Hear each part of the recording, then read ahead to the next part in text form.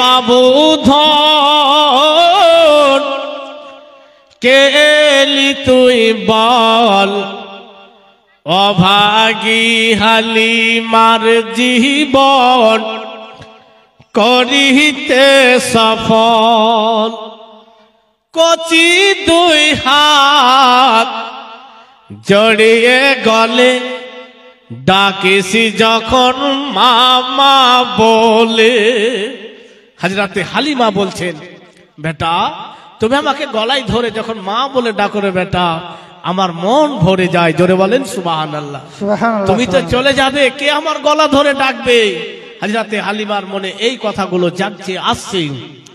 কচি দুই হাত জড়িয়ে গলে ডাকিসি যখন মামা বলে, মধুমাখা ডাকি শুনে তোর, মধুমাখা ডাকি শুনে তোর পরাণ হয় শীতল। অভাগী হালিমার জনম করিতে সফল। ওরে বাবু ধন কে এলি তুই বল, অভাগী হালিমার জীবন করিতে সফল। হযরতে হালিমা আরো অভিমান করে বলছে, বেটা তুমি তো তোমার মায়ের কাছে যাবে, যাবি আমায় একাই ফেলে, বসবি গিয়ে মায়ের কোলে। আমায় একাই ফেলে বসবি গিয়ে মায়ের কোলে। হযরতে হালিমা তো কোলে রাখতেন, যখনই সুযোগ পেতেন এসে নবীর কপালে চুমু খেতেন, নবীকে বুকে জড়িয়ে ধরে থাকতেন। সেই সুযোগটা আর হবে না, কারণ যে মায়ের কাছে দিয়ে আসবে। কবি বলছেন, শুনুন, যাবি আমায় একাই ফেলে, বসবি গিয়ে মায়ের কোলে, কেমনে তোমায় রইব ভুলে। হযরতে হালিমা, কেমনে তোমায় রইব ভুলে, খালি করে কোল। অভাগী হালিমার জীবন করিতে সফল। ওরে বাবু ধন কে এলি তুই বল, অভাগী হালিমার জীবন করিতে সফল। সৈয়দ ফজলে করিমের রচনা, মা হালিমা আর কে দোনা। কবি শেষ পর্যন্ত হযরতে হালিমাকে সান্ত্বনা দিচ্ছে, হালিমা তুমি তো সুযোগ পেয়েছো, আর এমন ছেলেকে তুমি কোলে উঠিয়েছো, লালন পালন করেছো, সে আল্লাহর রসুল হবে। জোরে বলেন সুবহানাল্লাহ। সুবহানাল্লাহ। সৈয়দ ফজলে করিমের রচনা, মা হালিমা আর কে দোনা। আল্লাহর হাবিব হবেন তিনি, আল্লাহর হাবিব হবে তিনি, রাসূলে মকবুল। অভাগী হালিমার জীবন করিতে সফল।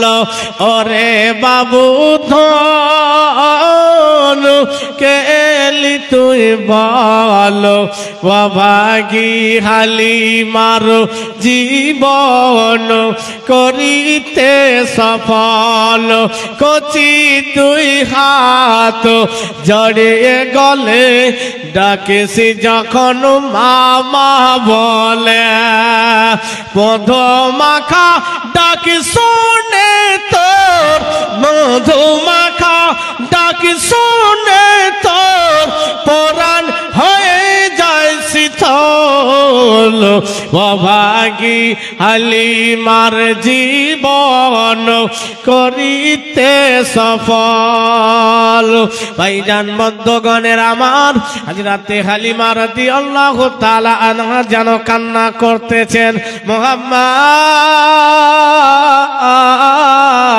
ও বেটা মুহাম্মদ, তুমি তো তোমার আম্মার কাছে চলে যাবে রে বেটা, আমাকে বলে তুমি ভুলে যাবে।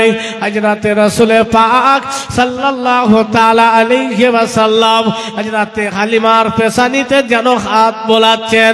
হযরতে হালিমা রাদিয়াল্লাহু তাআলা আনহা যেন বারবার নবীর কপালে যেন চুমো খাচ্ছেন।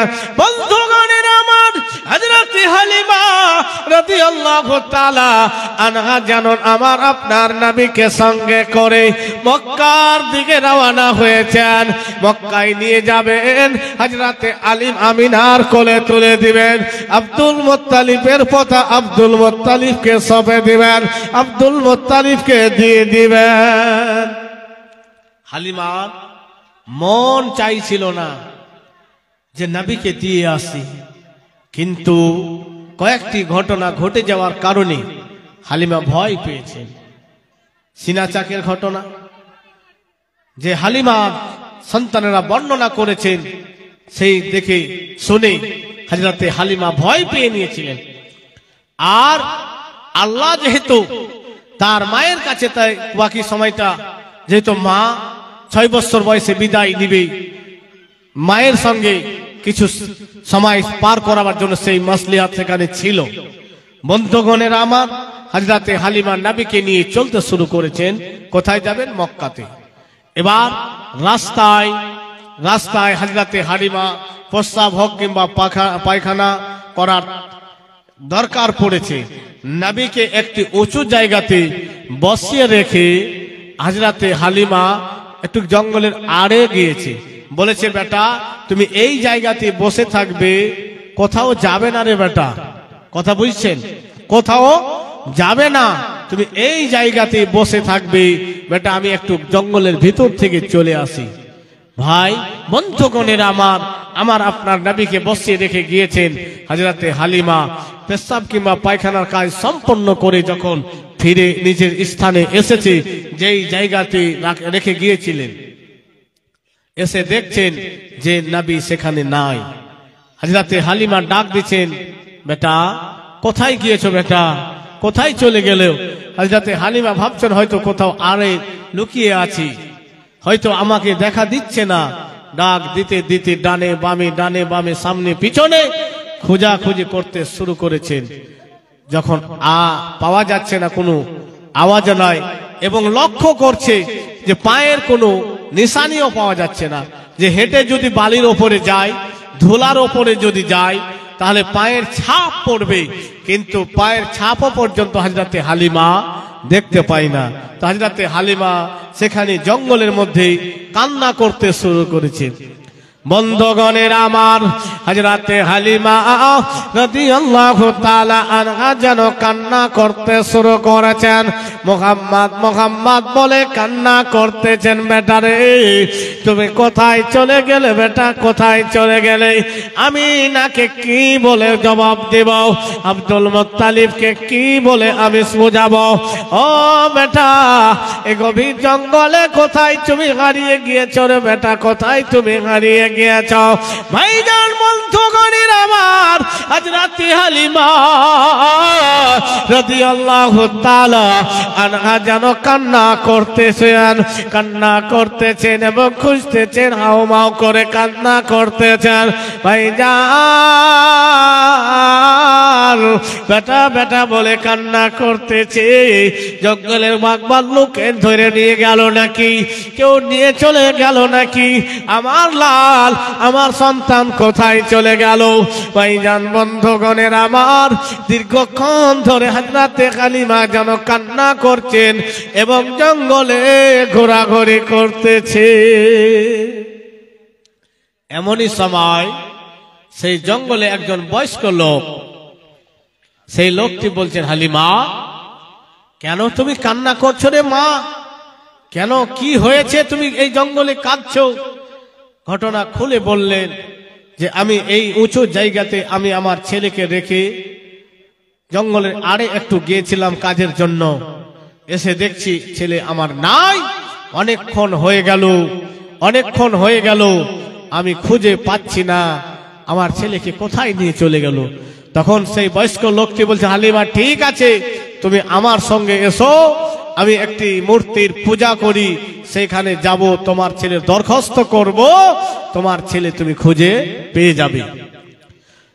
ভাইজান বন্ধুগণের আমার, হযরতে হালিমা রাদিয়াল্লাহু তাআলা আনহাকে সঙ্গে করে সেই বয়স্ক লোকটি যেন জঙ্গলের গভীরে নিয়ে গেলেন, যেখানে যে মূর্তি সেই মূর্তির পূজা করত, সেই মূর্তির কাছে গিয়েছেন। ও বিরাদার, আল্লাহর নবী সাল্লাল্লাহু তাআলা আলাইহি ওয়াসাল্লাম ছোট থেকে বুত পূজা মূর্তি পূজার বিরুদ্ধে ছিল। আল্লাহর নবী সাল্লাল্লাহু তাআলা আলাইহি ওয়াসাল্লাম ছোট থেকেই শিরকের বিরুদ্ধে ছিল। বন্ধুগণ, সেই বয়স্ক লোকটি যেন সেই মূর্তির সামনে বলতেছেন যে এই মহিলার ছেলে খোঁজা পাওয়া যাচ্ছে না, দীর্ঘক্ষণ হয়ে গেল হারিয়ে গিয়েছে, কোথায় জঙ্গলের বাঘ ভাল্লুকে নিয়ে গেল নাকি, কোনো মানুষে ধরে নিয়ে গেল নাকি, বা জঙ্গলে একাই কোথাও কান্না করছে নাকি। বন্ধুগণের আমার, সেই মানুষটি এই মতো ভূতের সামনে বলতেছে, মূর্তির সামনে বলতেছেন। এমনই সময় হযরতে হালিমাকে জিজ্ঞাসা করছে, রে মা, যেই সন্তান তুমি খুঁজছো রে মা, বলো বলো তোমার সন্তানের নাম একটু বলো। হযরতে হালিমা বলেছেন, আমার সন্তানের নাম না মুহাম্মদ। সেই বয়স্ক লোকটি যখন নবীর নাম সেই মূর্তির সামনে উচ্চারণ করেছে, মূর্তি আছাড় খেয়ে পড়ে গিয়েছে। বন্ধুগণ, সে বয়স্ক লোকটি ভাবলেন কি ব্যাপার, যখন মুহাম্মদ নাম উচ্চারণ করেছি কেন আমার মুক্তি মূর্তি আছাড় খেয়ে পড়ে গেল। সেই সময় সে বয়স্ক লোকটি বলছেন, হালিমা, ও হালিমা, শোনো শোনো, আমি বলতে পারবো না তোমার সন্তান কোথায় আছে, আমি বলতে পারবো না তোমার সন্তান ডানে আছে কিংবা বামে আছে। হালিমা, শোনে না, কিন্তু আমি এটা বলবো, দুনিয়ার কোন বাঘ ভাল্লুকে তোমার সন্তানকে খাবে না রে মা, তোমার সন্তানের কোনো ক্ষতি করতে পারবে না। হযরতে হালিমা রাদিয়াল্লাহু তাআলা আনহাকে যেন সান্ত্বনা দিল। ও বেরাদার, নবীর নাম উচ্চারণ হয়েছে, মূর্তি আছাড় খেয়ে যেন মুখের ভরে পড়ে গিয়েছে। তাই কোন কবি এ কথা বলতেছেন, কেউ বা আসিল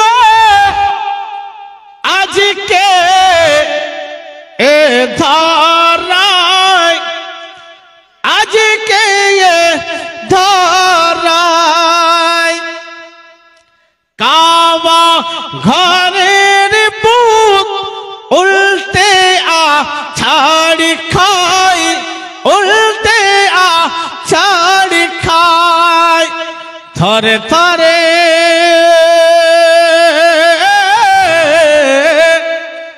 থরে থরে মুখের ভরে, থরে থরে মুখের ভরে, মূর্তি আছাড়ে খায় রে, কাবার ঘর আমিনার দিকে ঝুঁকে ঝুঁকে যায়। চম চম বিজলি কেন চমকাই রে, চমকাই রে, ধীরে ধীরে নবী আমার দুনিয়ায় আসেন তাই।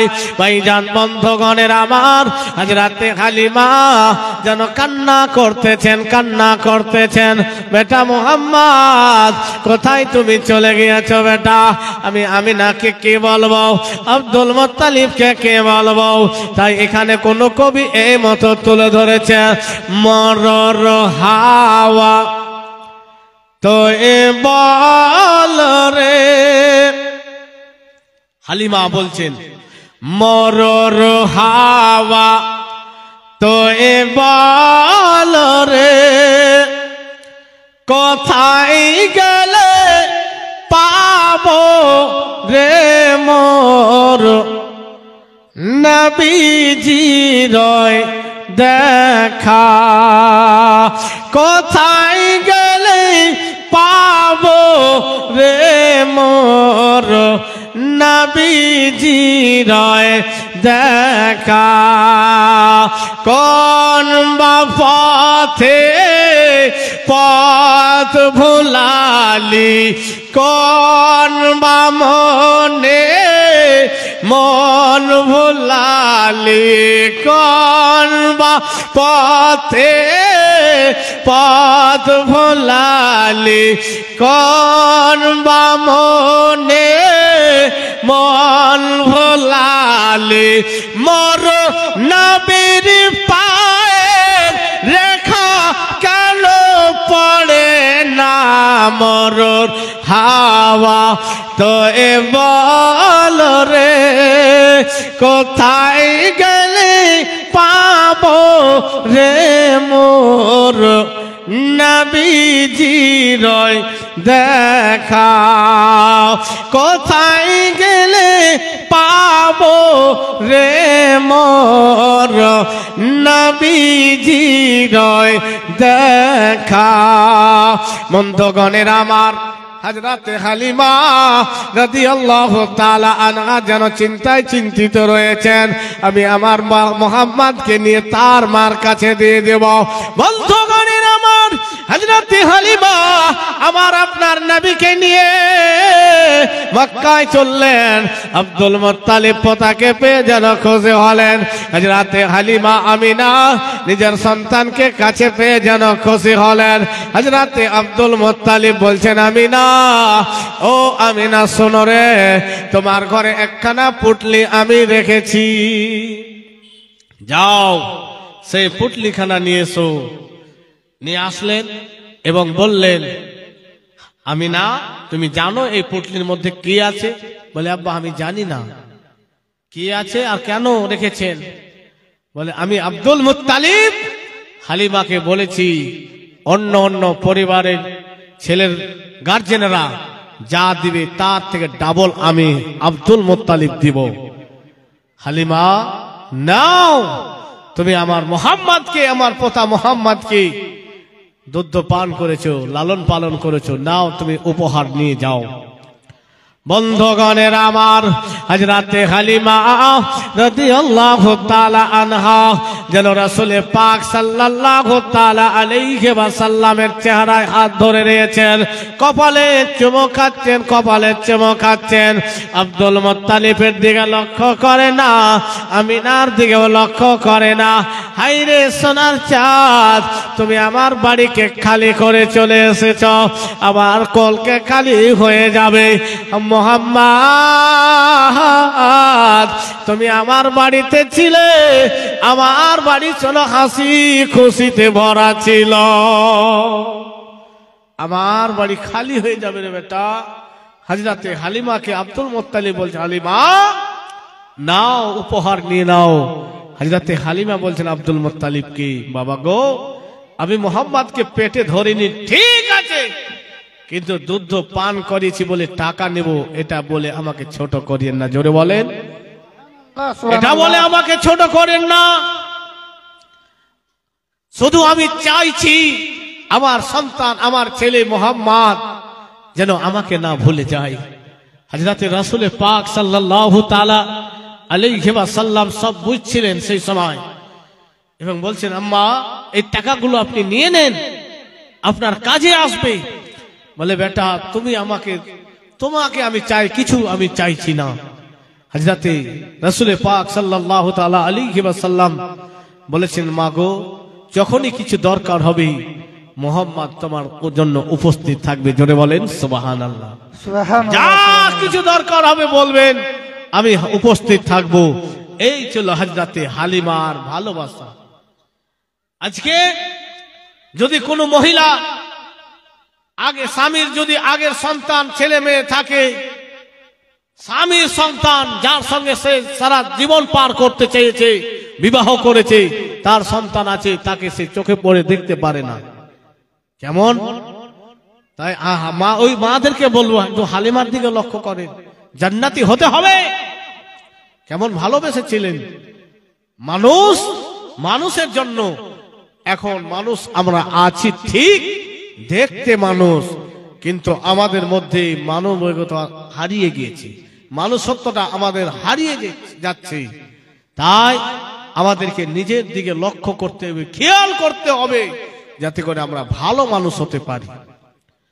বন্ধুগণ, হযরতে হালিমা আব্দুল মুত্তালিবকে বলছেন, বাবা আমাকে এই কথা বলে ছোট করিয়েন না, আমি মুহাম্মদকে পেটে ধরিনি ঠিক আছে, কিন্তু তাকে আমি ভালোবাসি, তার যে আমি মা, আমি মুহাম্মদের জন্য যেদিন থেকে আমার বাড়িতে গিয়েছি, আমার বাড়িতে কোনো রকম অভাব নাই, অসুবিধা নাই, তাই আমার কিছু লাগবে না। বন্ধুগণের আমার, এখান থেকে হালিমার সঙ্গে নবীর সম্পর্ক জীবনীতে আর একবার দেখা হচ্ছে। তো নবী কেমন তাজিম করেছিল আপনাদেরকে বলবো। একবার দরুদ পাক শোনান। আল্লাহুম্মা সাল্লি আলা সাইয়্যিদিনা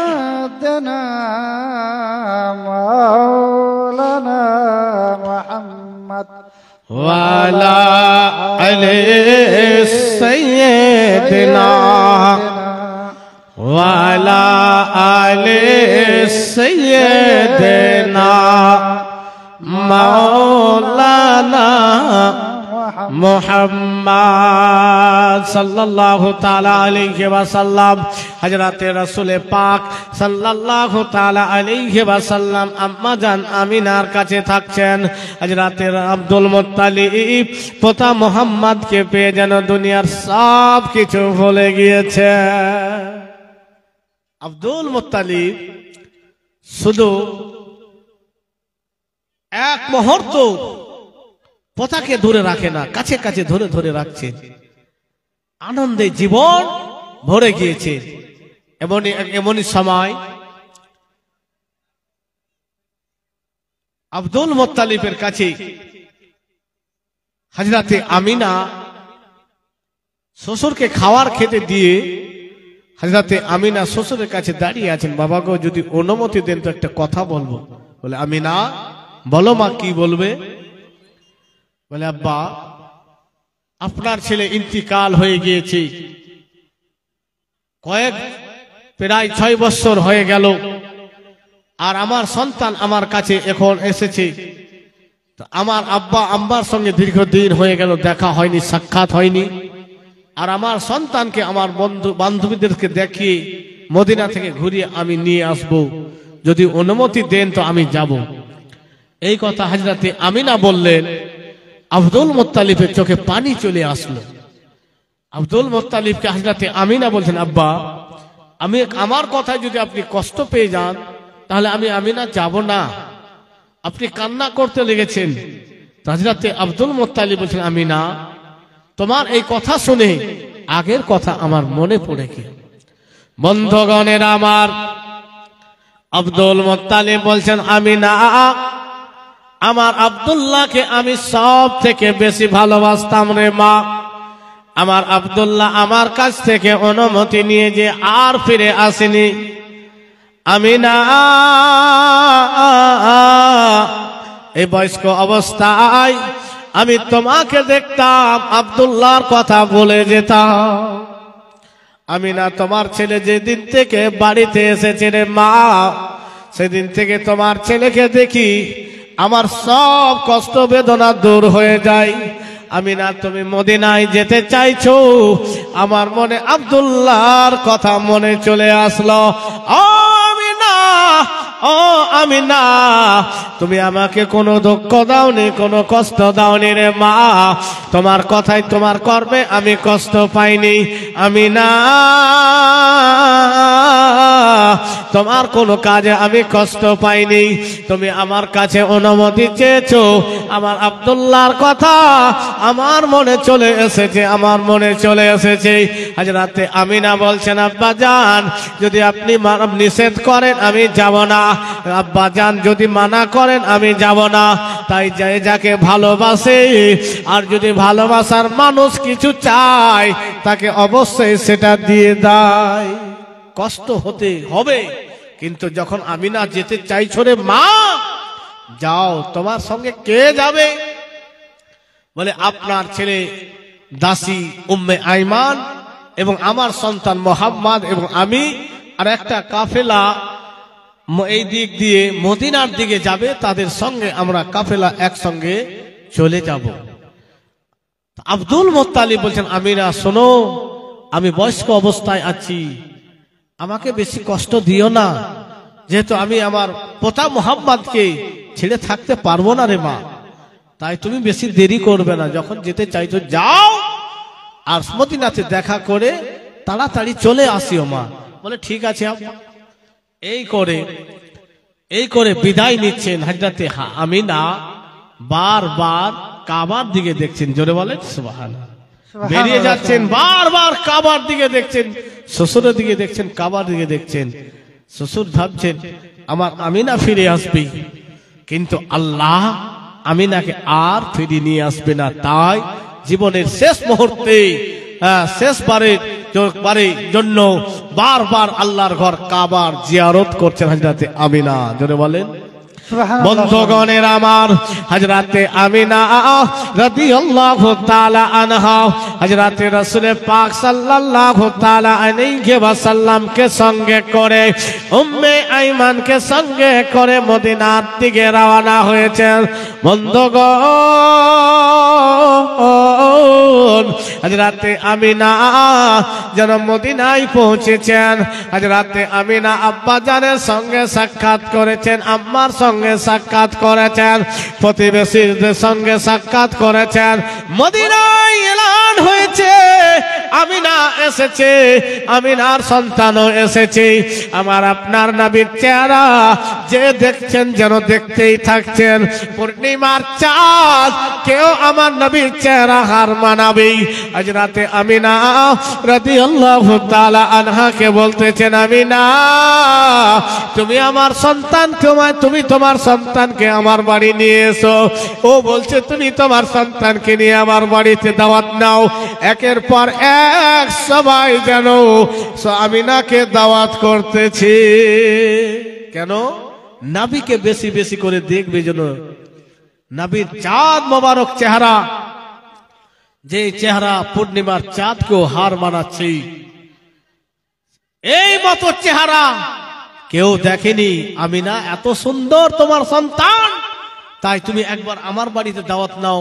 ও বলছে এই টাইমে আমার বাড়িতে এসো। এই করে করে ভালো সময়টা তাড়াতাড়ি পার হয় না, খুব তাড়াতাড়ি পার হচ্ছে। ভাইজান বন্ধুগণের আমার, হযরতে আমিনা রাদিয়াল্লাহু তাআলা আনহা জানো সেইদিকে মক্কা থেকে বিদায় হয়ে এসেছে। হঠাৎ করে যেন একদিন হযরতে উম্মে আইমান আমিনাকে বলতেছেন, ও আমিনা তুমি কি ভুলে গিয়েছো রে বোন?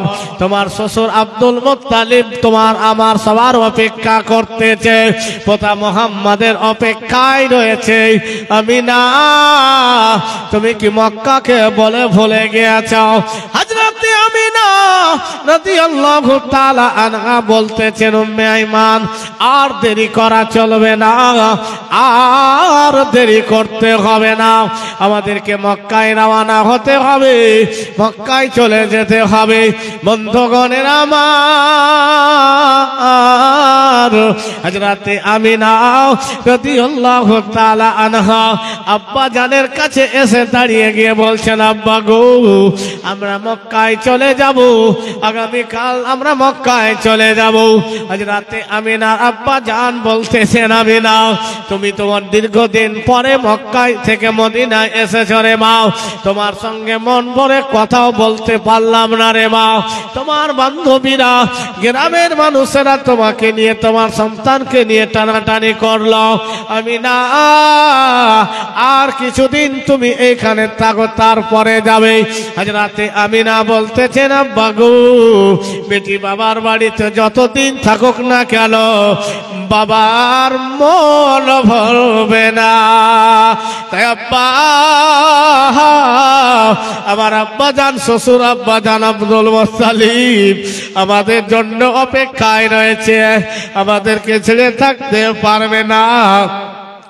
এমনকি আপনার নাতি মুহাম্মদকে ছেড়ে থাকবে না, খাওয়ার বন্ধ করে দেবে। আব্বা জান আর আর বাধা দিয়েন না, আমাদেরকে অনুমতি দেন, আমরা মক্কার দিকে রওনা হব। বন্ধুগণ, হযরত আমিনা রাদিয়াল্লাহু তাআলা আনহা যেন মক্কার দিকে রওনা হয়েছেন। চলতে চলতে যেন একটি রাস্তা জঙ্গলের মধ্যে দিয়ে যাচ্ছেন, এর একটি রাস্তা যেন একটু সদর হয়ে যাচ্ছেন। হযরত আমিনা উম্মে আইমানকে বলছেন, বলো উম্মে আইমান, এই রাস্তা জঙ্গলের দিক দিয়ে যাবে, একটু কাছে হবে, এই রাস্তা একটু ঘোরা হবে, কিন্তু এই রাস্তাটা একটু ভালো হবে, এই রাস্তাটা জঙ্গলের দিয়ে যাবে। বলো বলো কোন রাস্তা দিয়ে যাবে? হযরত উম্মে আইমান বলছেন, আমিনা তুমি যে রাস্তায় যাবে সেই রাস্তায় আমি যাব। হযরত আমিনা একটি রাস্তা ধরলেন এবং চলতে শুরু করলেন। যেন হযরত আমিনার শরীর যেন খারাপ হয়ে যাচ্ছে, আস্তে আস্তে করে চেহারার রং পরিবর্তন হচ্ছে। যেন হযরত উম্মে আইমান চেহারার দিকে লক্ষ্য করে বলতেছেন, বোন আমিনা ব্যাপারটা কি? তোমার শরীর কেন, তোমার চেহারা কেন পরিবর্তন হতেছে? তোমার কি শরীর খারাপ করতেছে? তোমার কি মন খারাপ রয়েছে রে বোন? হ্যাঁ হ্যাঁ বুঝতে পারছি, তুমি বাবার বাড়ি থেকে যাচ্ছ, মন তোমার খারাপ রয়েছে। হযরত আমিনা বলে, উম্মে আইমান আমার শরীর খারাপ, মন খারাপ নাই, আমার আর শরীর যেন কাজ করে না। আমি আস্তে আস্তে করে আমিনা যেন আরো হয়ে যাচ্ছে, খারাপ হয়ে যাচ্ছে। একটি জায়গায় গিয়ে হযরত আমিনা আমার আপনার নবীকে বলছেন, দেখো বেটা, এই যে উঁচু একটা জায়গা দেখতে পাচ্ছ, যাও ওখানে তোমার আব্বা শুয়ে রয়েছে, তুমি দেখতে চেয়েছিলে রে বেটা, যাও সেখানে তোমার আব্বাকে, তুমি তোমার আব্বার কবরখানা দেখে চলে এসো। বন্ধুগণের আমার, হযরত আমিনা নিজ সন্তানকে আব্বা জানের কবর জিয়ারত করতে পাঠালেন। এদিকে হযরত আমিনা গাছের দলের যেন পাশে যেন হিলান দিয়ে বসে গেলেন। বন্ধুগণের আমার, হযরত আমিনা আর যেন সে জোরে কথা বলতে পারে না। উম্মে আইমানকে ইশারা করছে, বোন উম্মে আইমান তোমার কান আমার মুখের কাছে নিয়ে এসো রে বোন, তোমার কান আমার মুখের কাছে নিয়ে এসো রে বোন। উম্মে আইমান যেন কান যেন হযরত আমিনার মুখের কাছে নিয়ে গিয়েছেন। হযরত আমিনা বলতেছেন, উম্মে আইমান শুনো, জীবনের প্রথমবারের মতো আব্বা জানের কবর দেখতে আমার ছেলে গিয়েছে, জীবনের প্রথমবারের মতো আব্বা জানের কবর আমার ছেলে দেখতে গিয়েছে, আমার ছেলে আজকে মারা হয়ে যাবে। উম্মে আইমান তুমি শোনো, ও উম্মে আইমান শোনো, আমার সন্তান থাকলো, তুমি থাকলো রে বোন, আমার সন্তানের সময় মতো তুমি বিছানা করে দিও রে বোন, আমার সন্তানকে সময় মতো তুমি খাবার দিয়ে দিও রে বোন, আমার সন্তানকে মায়ের কমি পেট হতে দিও না, আমার সন্তানকে মায়ের অভাব বুঝতে দিও না। উম্মে আইমান বলছেন, আমি না, এ কথা তুমি কেন বলতেছো রে বোন? তোমার আস্তে আস্তে আওয়াজ কেন কারো স্লো হয়ে যাচ্ছে রে বোন? হযরত আমিনা রাদিয়াল্লাহু তাআলা আনহা উম্মে আইমানকে সম্পূর্ণ দায়িত্ব দিয়ে দিলেন এবং বললেন, উম্মে আইমান শোনো, আমার শ্বশুর আব্বা বয়স্ক অবস্থায় রয়েছে, আমার শ্বশুর আব্বাকে সময় সময় তুমি খাবার দিবে আর সময় মতো আরামের জন্য বিছানা করে দিবে। আমি না, এই করে যেন আস্তে আওয়াজ বন্ধ হলো, দুনিয়া ছেড়ে বিদায় নিলেন। বলেন, ইন্না লিল্লাহি ওয়া ইন্না ইলাইহি রাজিউন। হযরত মুহাম্মদ মুস্তাফা সাল্লাল্লাহু তাআলা আলাইহি ওয়াসাল্লাম দীর্ঘক্ষণ ধরে আব্বাজানের কবর জিয়ারত করছে, কাঁদছেন, নিজের মনের কথা খুলে বলছেন। বলার পরে দীর্ঘক্ষণ পর আসছেন এবং বলছেন, মা আজকে আমার মন শান্তি হয়েছে। মা হযরত আমিনা তো দুনিয়া ছেড়ে বিদায় নিয়ে নিয়েছে, উম্মে আইমান দাঁড়িয়ে রয়েছেন। এখন ছেলে আসছে, আমি কি বলে সান্ত্বনা তাকে দিব? বন্ধুগণের আমার, হযরতে রাসূল পাক সাল্লাল্লাহু তাআলা আলাইহি ওয়াসাল্লাম বলছেন, মা আমার মন ভরে আমি জিয়ারত করলাম, আব্বা জানের কবরখানা মন ভরে জিয়ারত করলাম। আম্মা গো আর দেরি করতে হবে না, মক্কার দিকে চলে যেতে হবে। আমার দাদু জান আমার জন্য অপেক্ষা করতে, তোমার জন্য অপেক্ষা করতেছেন। নবী আমার মা মা মা বলে ডাক দিচ্ছে। হযরতে রাসূল পাক সাল্লাল্লাহু তাআলা আলাইহি ওয়াসাল্লাম বলতেন, মা জননীর মাথায় হাত দিয়ে বলছেন, মা চলো না গে মা, আর দেরি করতে হবে না। হযরতে উম্মে আইমান যেন জড়িয়ে বুকে ধরে বলেন, মুহাম্মদ মা জননীকে সঙ্গে করে মদিনায় এসেছিলে রে বেটা। জীবনের প্রথমবারের মতো আব্বা জানের কবর জিয়ারতে গিয়েছিলেন বেটা, তোমার মাকে তুমি হারিয়ে দিয়েছো। বন্ধুগণের আমার, হযরতে রাসূল পাক সাল্লাল্লাহু তাআলা আলাইহি ওয়াসাল্লাম আব্বা জানের মুখে মুখ লাগিয়ে দিয়েছেন। মা ওগো মা, কে আমার জীবনে থাকলো, গর্বে আমি আব্বাকে হারিয়ে আজকে জীবনের প্রথমবারের মতো কবর জিয়ারত করলাম। মা আমার মনে শান্তি পেয়েছিল, আজকে তুমিও আমাকে ছেড়ে চলে গিয়েছো। মা হযরতে রাসূল পাক সাল্লাল্লাহু তাআলা আলাইহি ওয়াসাল্লাম মা জননীর গলা ধরে ধরে কান্না করতেছে। নবীর কাঁদনে আকাশের ওড়া পাখিরা পর্যন্ত কান্না করতেছে। ওগো রব্বুল আলামিন, ওগো আল্লাহ, তুমি যেই নবীর জন্য আসমান জমিন জান্নাত জাহান্নাম আর পারলাওয়ে কালাম সব কিছুকে তুমি সৃষ্টি করেছ, আল্লাহ গো সেই নবীকে তুমি গর্ভে পিতা হারা করেছিলে। আমরা সেই দিন সে কথা বলেছিলাম, আজকে দেখছি তার মা হারা হয়ে গেল। ওগো মাবুদ, এ তোমার কেমন হিকমত গো আল্লাহ। আল্লাহ বলতেছেন, ফারিস্তারা শোনো, আমার দুনিয়ার মাখলুকারা তোমরা শোনো, যেটা আমি জানি সেটা তোমরা কেউ জানো না। আমি আমার নবীকে মা হারা করেছি, পিতা হারা এতিম করেছি, আমি আল্লাহ সঙ্গে তার দায়িত্ববান রয়েছি। ভাইজান বন্ধুগণের আবার, উম্মে আইমান নবী মুহাম্মদকে জড়িয়ে ধরে বলছে, বেটা রে তোমার আম্মা আর বেঁচে নাই রে বেটা, তোমার আম্মা আর বেঁচে নাই, বেঁচে নাই। ভাইজান বন্ধুগণের আবার, হযরতে রাসূল পাক সাল্লাল্লাহু তাআলা আলাইহি ওয়াসাল্লামকে হযরতে উম্মে আইমান সান্ত্বনা দিচ্ছেন, ও বেটা রে তুমি চিন্তা করো না, তুমি চিন্তা করো না, তোমার আব্বা জানের দাসী হয়ে আমি এসেছি। তোমার আব্বা জান দুনিয়া ছেড়ে বিদায় নিয়েছে, তোমার আম্মার আমি খাদেমা হয়েছিলাম। তোমার আম্মা জান দুনিয়া ছেড়ে বিদায় নিয়েছে, দাসী আমি তোমার হয়ে গেলাম। তোমার আম্মা জান আমাকে দায়িত্ব দিয়েছে, আমি সব দায়িত্ব পালন করব রে চাঁদ। তুমি কেঁদো না রে বাবা, তুমি কেঁদো না, কেঁদো না, আর দেরি করলে হবে না। রাত্রি নেমে আসবে, অন্ধকার জঙ্গলে আমাদের অসুবিধা হবে। তাই বেটা রে, আলো থাকতে থাকতে জঙ্গল আমরা পার হতে হবে।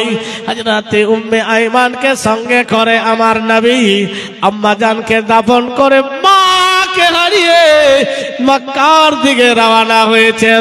ভাইজান বন্ধুগণের আমার, হযরতে রাসূল পাক সাল্লাল্লাহু তাআলা আলাইহি ওয়াসাল্লাম যখন বাড়ির কাছে গিয়েছেন, দেখতেছেন দাদু জান আব্দুল মুত্তালিব মাথা নত করে চোখ বন্ধ করে বসে রয়েছেন, মাথা নিচু করে চোখ বন্ধ করে বসে রয়েছেন। মাকে হারিয়ে দাদু জানের সামনে আমার নবী দাঁড়িয়ে রয়েছেন, চোখে জল দল আমার নবী হয়তো দাঁড়িয়ে রয়েছেন। আব্দুল মুত্তালিব বলছেন ভাই মোহাম্মদ দাঁড়িয়ে থেকো না রে ভাই, দাঁড়িয়ে থেকো না। তুমি যখন থেকে এখানে এসেছো তোমার গায়ের খুশবু জেনে গিয়েছি, আমার পোতা চলে এসেছে। এসো রে ভাই এসো, আমার বুকে তুমি লেগে যাও। আজ রাতে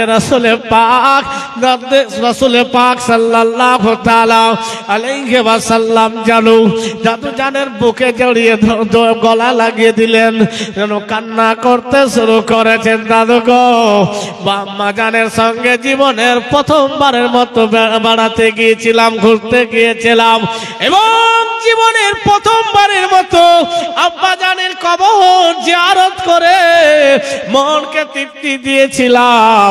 সেই মন তৃপ্তি পেয়েছিল, সেই মুহূর্তে আমার আম্মাকে হারিয়ে আমি মক্কাতে এসেছি। আজ রাতে রাসূলে পাক সাল্লাল্লাহু তাআলা আলাইহি ওয়াসাল্লাম দাদু জানকে জড়িয়ে ধরে কান্না করতেছেন। আব্দুল মুত্তালিব মাথায় হাত দিয়ে বলতেছেন, ভাই মোহাম্মদ কেঁদো না রে ভাই, কান্না করো না রে ভাই। আমি আব্দুল মুত্তালিব রয়েছি, যতদিন আমি রয়েছি পৃথিবীর কোনো তোমার কষ্ট তোমাকে আমি পেতে দেব না। ভাই কেঁদো না, তুমি কেঁদো না ভাই, মাকে হারিয়েছো ভাই, আমি আছি, উম্মে আইমান আছে, তোমার চাচারা রয়েছে, তুমি কান্না করো না। আব্দুল মুত্তালিব পোতা মুহাম্মদকে সান্ত্বনা দিলেন, বুকে জড়িয়ে ধরলেন, এবং যেখানে যেতেন সাথে করে পোতাকে নিয়ে যেতেন। আব্দুল মুত্তালিব রাত্রে বিছানায় গিয়েছে। তো আব্দুল মুত্তালিব চিন্তা করছেন যে আমার ছেলেও চলে গিয়েছে, আমার বৌমা আমিনাও চলে গিয়েছে, আমারও বয়স হয়ে গিয়েছে, আমার পরে আমার এই পোতা মুহাম্মাদের কি হবে? চিন্তা হবে, যদি কোনো বাড়িতে তার দাদা দাদি বেঁচে আছে এবং পোতা ছেলে মেয়ে রেখে যদি ওই বাপের ছেলে মারা যায়, তো ওই দাদা দাদির কাছেই তো পতিরা থাকে। কি অসুবিধা হয়, কেমন কঠিন হয় সেই দাদা দাদি জানে, কেমন কষ্ট পায়। তো আব্দুল মুত্তালিব রাত্রে ঘুমিয়েছেন, পোতাকে নিয়ে ঘুমিয়ে আছেন, তো ঘুম আসে না, ভাবছেন নিজের পোতা মুহাম্মাদের কথা, যে আমার পরে কি হবে। নবী আমার বুঝতে পারলেন, দাদু জান যেন ঘুমাই না, নবীও ঘুমাচ্ছে না। এবার আব্দুল মুত্তালিব বলছে, ভাই ঘুমিয়ে যাও। বলে, দাদু আমি ঘুমিয়ে গেলাম, তুমিও ঘুমিয়ে যাও। বন্ধুগণের আমার আপনার নবী চক্ষু মোবারককে বন্ধ করে নিয়েছেন। আব্দুল মুত্তালিব যেন দেখতেছেন আমার পোতা মুহাম্মদ হয়তো ঘুমিয়ে গিয়েছে। বেরাদার, আব্দুল মুত্তালিব যেন নিজের মাথাকে নবীর পা মোবারকের কাছে রেখেছে, এবং নবীর পা মোবারকের খুশবুতে আব্দুল মুত্তালিব সেই জায়গাতে রহমতের ঘুমান ঘুমিয়েছে। বন্ধুগণের আমার আপনার নবী যেন উঠে দেখতেছেন দাদু জান আমার পায়ের কাছে মাথা রেখে ঘুমিয়েছেন। রাসূলে পাক সাল্লাল্লাহু তাআলা আলাইহি ওয়াসাল্লাম বলতেছেন, দাদু গো, কেন আপনি আমার মায়ের কাছে মাথা রেখে দিয়েছেন? কেন আপনি এমতো করে ঘুমিয়েছেন? আব্দুল মুত্তালিব বলে, ভাই মুহাম্মদ শোনো, আমাকে এতক্ষণ ধরে ঘুম আসছিল না রে ভাই। যখন তোমার পায়ের কাছে আমি মাথা রেখেছি, এমন ভাবে আরাম আমি পেয়েছি, ঘুম আমাকে চলে এসেছে। নবীর পদতলে আব্দুল মুত্তালিব ঘুমিয়েছে। বন্ধুগণের আবার রাসূলে পাক সাল্লাল্লাহু তাআলা আলাইহি ওয়াসাল্লাম দাদু জানের কাছে আছেন। নবীর বয়স 8 বছর। আব্দুল মুত্তালিব ছেলেদেরকে গছিয়ে বললেন, বেটারা, তোমাদের ভাই আব্দুল্লাহর সন্তান মুহাম্মদ আমার কাছে আছে, বলো তোমাদের মধ্যে আমার পরে কে দায়িত্ব নিবে? সবাই তৈরি? তখন আব্দুল মুত্তালিব দেখলেন যেহেতু উনার একাধিক বিবাহ ছিল, আর একাধিক বিবাহতে একাধিক স্ত্রী থেকে ওনার সন্তানরা ছিল। আবু তালিব নবীর চাচা, এটা আব্দুল্লাহ, আবু তালিব এবং আব্দুল্লাহর মা একটাই। তাই আবু তালিবকে আব্দুল মুত্তালিব দায়িত্ব দিল, বেটা তোমার পরিবারের সদস্য বেশি হলেও তুমি তোমার ভাতিজা মুহাম্মাদের দেখাশোনা করিও, এই দায়িত্ব দিলেন। একবার দুরূদ পাঠ করেন, আল্লাহুম্মা সাল্লি আলা সাইয়্যিদিনা মাওলানা মুহাম্মদ ওয়া আলা আলি সাইয়্যিদিনা মাওলানা মুহাম্মদ সাল্লাল্লাহু আলাইহি ওয়াসাল্লাম। ছেড়ে দিলে কি কটা সব ছেড়ে দিলে কি দাদা?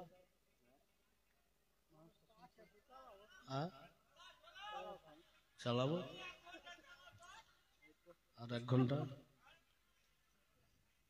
আর একবার জোরে জোরে দুরূদ পড়ুন, তো ভয় করে যে দুরূদ পড়ছেন। হ্যাঁ, জোরে পড়ুন, আল্লাহুম্মা সাল্লি আলা সাইয়্যিদিনা মাওলানা মুহাম্মদ ওয়া আলা আলি সাইয়্যিদিনা ওয়া মাওলানা মুহাম্মদ। নবী ছাড়া জান্নাত পাবে না, প্রিয় নবীকে ভুলে যেও না, নবী ছাড়া জান্নাত পাবে না, প্রিয় নবীকে ভুলে যেও না। আল্লাহ তাআলা বলেন কোরআনে, যা আছে আসমান জমিনে, আল্লাহ তাআলা বলেন কোরআনে, যা আছে আসমান জমিনে, সবই কিছু তাহার অধীনে, প্রিয় নবীকে ভুলে যেও না, নবী ছাড়া জান্নাত পাবে না, প্রিয় নবীকে ভুলে যেও না।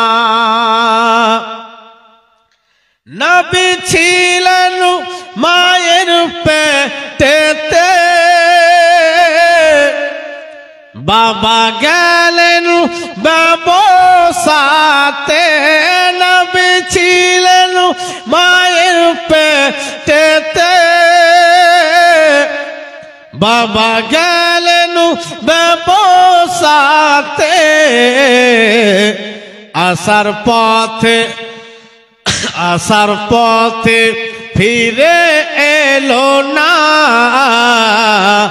আসার পথে ফিরে এলো না, স্বামী হারা হলো মা আমিনা, নবী ছাড়া জান্নাত পাবে না, প্রিয় নবীকে ভুলে যেও না। বাবা বলে ওগো আমিনা, আমি থাকতে চিন্তা করো না, বাবা বলে ওগো আমিনা, আমি থাকতে চিন্তা করো না, যেজন আছে তোমার গর্ভেতে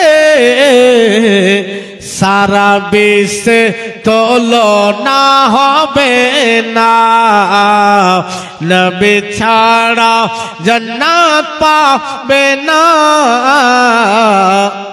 প্রিয় নবীকে ভুলে যেও না। বেরেলির আহমদ রাজা কিতাব লেখেন বোঝার বোঝা, বেরেলির আহমদ রাজা কিতাব লেখেন বোঝার বোঝা,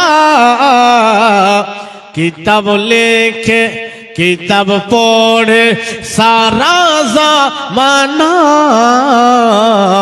হলো প্রিয় নবী পাকের দিওয়ানা, নবী ছাড়াও জান্নাত পাবে না,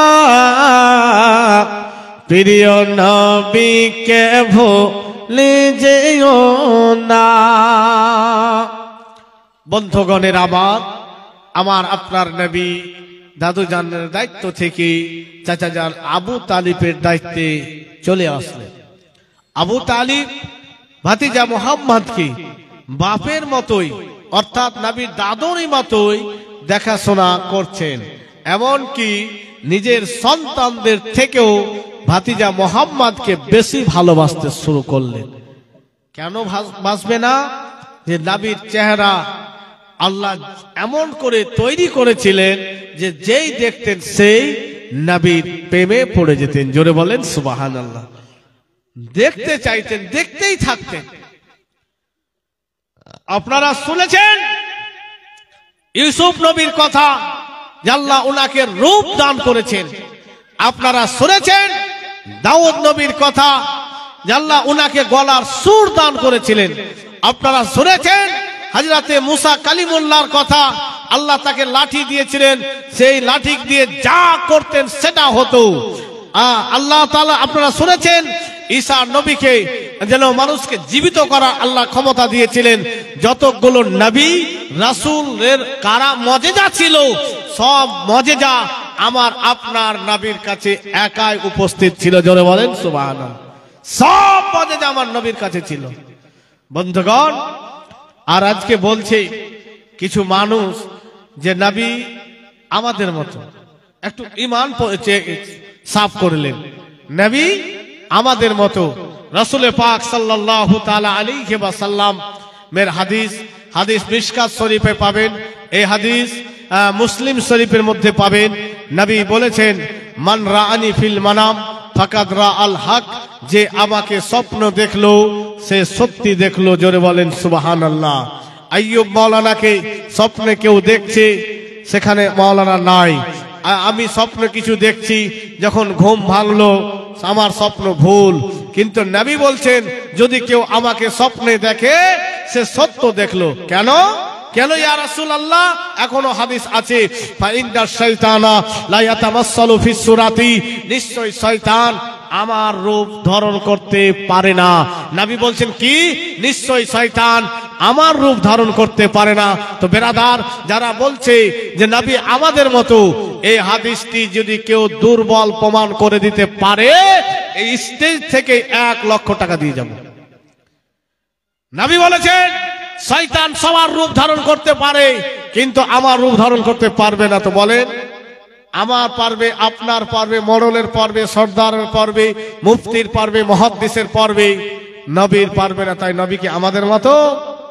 বলেন, এটা হাদিস বললাম আমি, মিশকাত শরীফের মধ্যে পাবেন। আর সিনিয়র মাদ্রাসাতে এই হাদিসটা পড়া হয়, আমি পড়েছি। আপনাদেরই মাদ্রাসার ছাত্র আমি। এখানে পড়ে পড়ে সিনিয়র থেকে মাধ্যমিক উচ্চ মাধ্যমিক করেছি। আর সিনিয়রের সিলেবাসে মিশকাত শরীফ আছে, কিতাব আছে, ওই হাদিস শরীফে হাদিসটি পড়েছি যে নিশ্চয় শয়তান নবীর রূপ ধারণ করতে পারে না। বলেন, যারা এই কথা বলে যে নবী আমাদের মতো, তাহলে হাদিসকে অস্বীকার করলো কিনা? বন্ধুগণ, খবরদার, সাবধান হয়ে যান, সাবধানতা অবলম্বন করুন। নবীকে কেউ নিজের মতো বললে ঈমানদার থাকবে না। ঈমানের দপ্তর থেকে বেঈমানের দপ্তরে তার নাম লিখে দেওয়া হবে। তাই খুব সাবধান। যে বক্তা হোক, মুহাদ্দিস হোক, যে কেউ হোক না, যখন নবীর ব্যাপারে নিজের মতো করে ধারণা করে বক্তব্য রাখতে শুরু করবে, তার বক্তব্য শোনা বন্ধ করেন। আইয়ুব দিল, আইয়ুবের বক্তব্য বন্ধ করুন, চলবে না। আসুন হযরতে রাসূল পাক সাল্লাল্লাহু তাআলা আলাইহি ওয়াসাল্লাম চাচা যান আবু তালিবের কাছে। আবু তালিবের পরিবারের লোকজন বেশি এবং উপার্জন কম, তাই তাকে বছরে সেই ব্যবসা করার জন্য যেতেন। কুরাইশদের আসল ব্যবসা ছিল, কাজ ছিল ব্যবসা করা। তারা বণিক ছিল, ব্যবসায়িক ছিল, তারা ব্যবসা করার জন্য যেতেন। তো আপনার নবীকে আবু তালিব সাথে সাথে রাখতেন। তো আবু তালিব দেখলেন যেহেতু অসুবিধা আছে পরিবারের, আমাকে ব্যবসার জন্য যেতে হবে, তো জিনিসপাতি গোছাচ্ছেন। নবী আমার দেখছেন, চাচা বাবা কোথায় যাবেন? বলে মুলকে শাম ব্যবসাতে যাবো রে বেটা, থাকো আমি চলে আসছি। বন্ধুগণের আমার, হযরতে রাসূল পাক সাল্লাল্লাহু তাআলা আলাইহি ওয়াসাল্লাম চাচা জানকে ধরে বলতেছেন, চাচা গো, যেখানে আপনি আমাকে যাচ্ছেন সঙ্গে নিয়ে যাচ্ছেন, আপনি আমাকে সঙ্গে করে থাকছেন, সব সময় সঙ্গে রাখছেন। চাচা যান, আপনি ব্যবসাতে যাবেন, আপনার সঙ্গে আমিও যাব গো চাচাও। হযরতে রাসূল পাক সাল্লাল্লাহু তাআলা আলাইহি ওয়াসাল্লাম এ কথা বললেন। জনাব আবু তালিব বলতেছেন, বেটা রে, রাস্তায় বড় কষ্ট হয় রে বেটা, কারণ as-সাফারু কাস-সাকার, সফর করাটা জাহান্নামের মতো, সাকারের মতো। ও বেটা শোনো শোনো, আমি ব্যবসার উদ্দেশ্যে যাচ্ছি রে বেটা, তুমি বাড়িতেই থাকো, তোমার ভাইদের সঙ্গে থাকো, তোমার চাচি জানের সঙ্গে থাকো, আমি বলে যাচ্ছি তোমার কোনো রকমের অসুবিধা হবে না, তোমার কোনো রকমের কষ্ট হবে না। চাচা জানকে জড়িয়ে ধরে নিয়েছেন আমার নবী, বলে চাচা গো, আমি আপনার সঙ্গে যাব। কেমন করে আপনারা বেচা কিনা করেন আমিও সেটাকে লক্ষ্য করব, আমিও সেটাকে দেখে শিখে নিব। আবু তালিব বলে, যখন তুমি এমত বলতেছ, ঠিক আছে আমি তোমাকে নিয়ে যাব। বলে আপনাদের দিকে দেখবো আর ব্যবসার অভিজ্ঞতা করব, যেহেতু আপনার বয়স হয়েছে। চাচা গো, এরপরে একবার দেখিয়ে দিন, আমি ব্যবসাতে যাব, আমি দরকার হলে কাজ করব, আপনাকে ইনকাম করে আমি দিব। বন্ধুগণ, আবু তালিব বলে, ঠিক আছে বেটা, যখন তুমি যাবে চলো। এবার নিয়ে বেরিয়েছেন। আবু তালিবের স্ত্রী পিছন থেকে ডাক দিচ্ছেন, স্বামীকে একটু দাঁড়িয়ে যান। দাঁড়ালাম। বলে, এখন তুমি কেন ডাক দিয়ে আমাদেরকে থামালে? বলে, স্বামী আমার ছেলে তোমার সঙ্গে যাচ্ছি, আমি খাবার বেঁধেছি ঠিক, তো খাবারটা তোমাদেরকে দিতে ভুলে গিয়েছি, এই খাবার আমার ছেলেকে জন্য রেখে দেন, যেখানে যেখানে খিদা পাবে আমার মোহাম্মদকে খাইয়ে দিবেন। জোরে বলেন সুবহানাল্লাহ। চাচি ছিল এবং বলে, এবার ঠিক আছে তাহলে আমরা যাচ্ছি। বলে, একটু আর দাঁড়ান। নবী মুহাম্মাদের চেহারাতে হাত বোলালেন এবং কপালে চুমু খাচ্ছেন। বেটা তুমি তো চলে যাচ্ছ, তুমি ছিলে তো, তোমাকে দেখে আমার মন জড়িয়ে যেত। এবং আঁচল থেকে খুলে পয়সা দিচ্ছেন যে বেটা যেখানে যেখানে কিছু পাবে দেখতে, তোমার খাওয়ার ইচ্ছা করলে তুমি খেয়ে নিও, কারণ তুমি কোনোদিন তোমার চাচার কাছে মুখ খেলে কিছু চাওনি, কিছু বলেছো তো আমার কাছে বলেছো, এখন তো আমি আর থাকবো না, তাই তুমি এই পয়সা রাখো, যেখানে তুমি কিছু পাবে কিনে খাবে।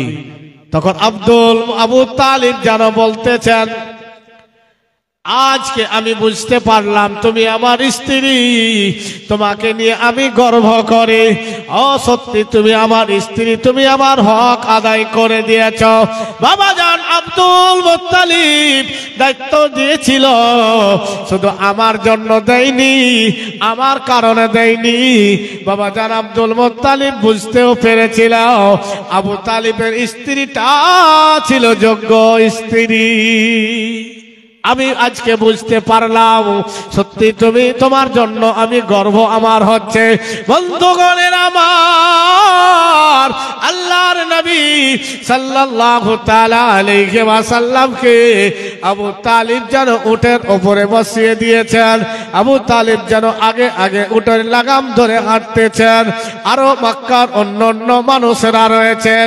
মক্কার মানুষেরা বলতেছেন, আবু তালিব আপনি আমাদের সর্দার হয়ে, আপনি আমাদের লিডার হয়ে আপনি উটের লাগাম ধরে টানছেন এবং যাচ্ছেন হেঁটে হেঁটে, আমাদেরকে খারাপ লাগছে। তাই আপনি আপনার ভাতিজাকে উট থেকে নামিয়ে দেন আর তাকে রশিখানা ধরিয়ে দেন, সে আগে আগে যাবে, আপনি উটের উপরে চড়ে থাকেন। বলে আপনি সর্দার আর আপনি হাঁটছেন, আমাদেরকে খারাপ লাগছে, তাই আপনার ভাতিজাকে নামিয়ে আপনি উঠুন। আবু তালিব বলছে, খবরদার, একবার আর এই কথা উচ্চারণ করবে না। যদি এই কথা তোমরা উচ্চারণ করো তাহলে আমি আমার দল থেকে তোমরা বেরিয়ে যাও, তোমরা আমার সঙ্গে যেতে পাবে না। আবু তালিব জানছিলেন যে আমার ভাতিজা মোহাম্মদ বাপকে হারিয়ে আছে, মাকে হারিয়ে দিয়েছে, মেহেরবান দাদু ছিল, দাদুও হারিয়ে গিয়েছে। আমার ভাতিজা যেন কোনো মন দিক দিয়ে যেন একটু যেন কষ্ট না পায়, জোরে বলেন সুবহানাল্লাহ। আবু তালিব বলল, ভাইরা আমার সঙ্গীরা শুনো, তোমরা এই কথা বললে ঠিক আছে, আর একবার উচ্চারণ করো না, না হলে তোমাদেরকে দল ছাড়া করে দেব। বন্ধুগণের আমার, আল্লাহর নবী সাল্লাল্লাহু তাআলা আলাইহি ওয়াসাল্লামের জন্য মহান রব্বুল আলামিন স্পেশাল ব্যবস্থা করে দিয়েছেন। আকাশের বৃষ্টি মেঘকে বলে দিয়েছে আমার নবীর উপরে ছায়া করে করে করে যাও।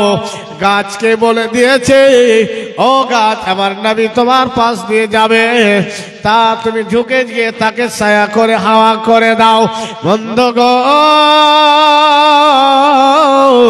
হযরতে রাসূল পাক সাল্লাল্লাহু তাআলা আলাইহি ওয়াসাল্লাম রয়েছেন, মক্কার আরো অন্যান্য মানুষেরা রয়েছেন, কুরাইশ বংশের আরো অন্যান্য মানুষেরা রয়েছেন।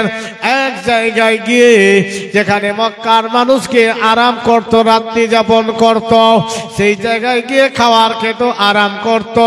সেই একটি জায়গা, যেই জায়গাটি হচ্ছে একজন বহিরা রাহিবের জায়গা, যে রাহিব তাওরাত জাবুর ইনজিল কিতাবের জ্ঞানী ছিল, সেই তাওরাত জাবুর ইনজিল কিতাবের জ্ঞানী ছিল। মুহাম্মদকে সঙ্গে নিয়ে আবু তালিবের কাফেলা সেই জায়গায় দাঁড়িয়েছেন। বন্ধুগণের আমার, আমার আপনার নবী বসে রয়েছেন, সেই বহিরা রাহিব দেখতেছেন, সুন্দর ফুটফুটে নুরানি চেহারা নিয়ে একজন সন্তান বসে রয়েছেন।